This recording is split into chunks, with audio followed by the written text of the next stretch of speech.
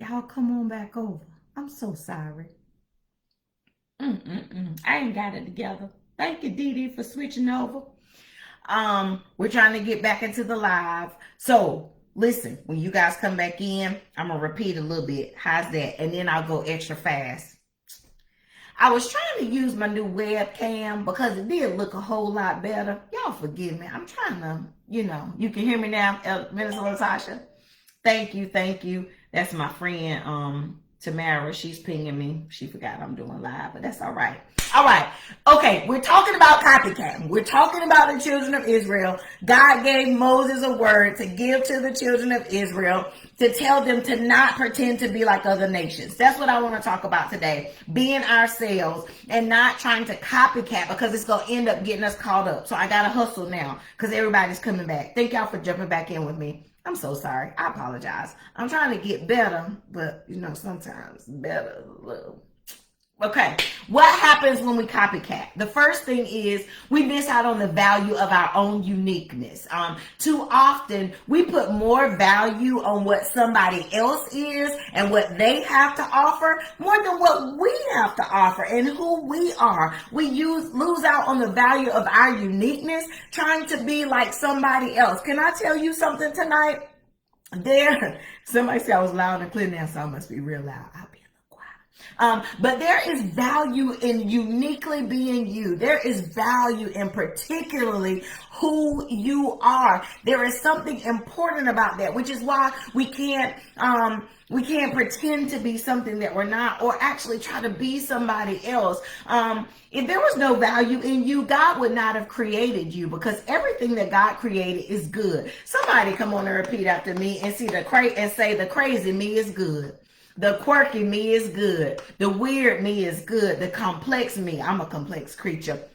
The complex me is good because God created me and there is value in my uniqueness. The second thing, when we are copycatting, that means we might lose some of ourselves, because I got a question for us. Where does the real me go if it's trapped in a shell that's copying somebody else? Where does the real me have an opportunity to express themselves and have an opportunity to be themselves? Yeah, where does that real me go? Sometimes we have so many mental struggles and we are so stressed and we're so pressed in the workplace, trying to code switch, at home, trying to pretend to be Susie Homemaker or Mr. Mom, and that's not who we are.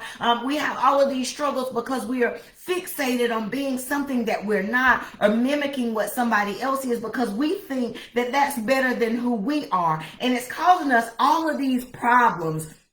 High blood pressure, we're emotionally eating, not exercising like we should, being stressed out, spiritually caught up and bound, because we are not allowing ourselves to be who we are. And the problem is, when we start to lose ourselves, sometimes we begin to forget who we really were in the beginning. Sometimes we pretend for so long that we don't even know who we were. We can't even remember how God designed us to be, because we've spent so much time playing pretend. I gotta move. We miss out on the value of our uniqueness. And when we're copycatting, we miss out on the value of our uniqueness. When we're copycatting, we might end up losing ourselves. But last one, this is the one I had to get to. Sometimes when we're doing all this copycatting, we mess around and copy the wrong cat. Then you got a mess.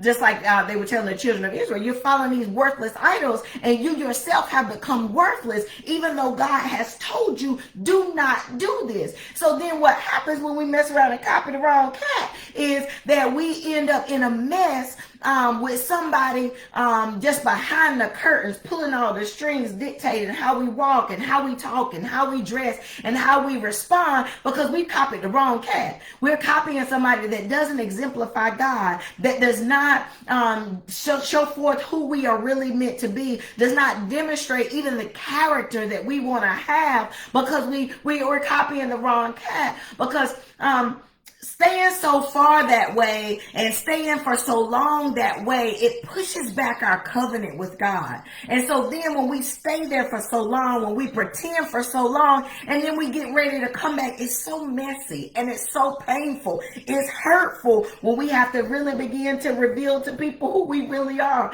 Like, nah, I've been letting a lot of this slide. No, I've been letting a lot of this go. But let me just show you who I really am. And then it's messy.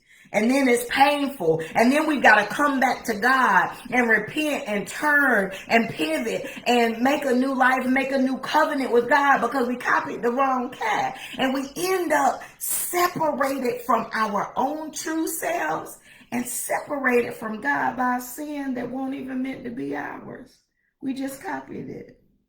We just became something that we were not. It's 9 after 9. I gotta go. We gotta stick to our time, even though I jacked it up at the beginning. Don't get caught up copycatting. Be who you are. There is value in who you are, baby. I love you. I love who you are. I know you're crazy. I know you messed up. I know you're all over the place, just like me, but I still love you. There's value in being uniquely you. I gotta go. I'll see y'all next week.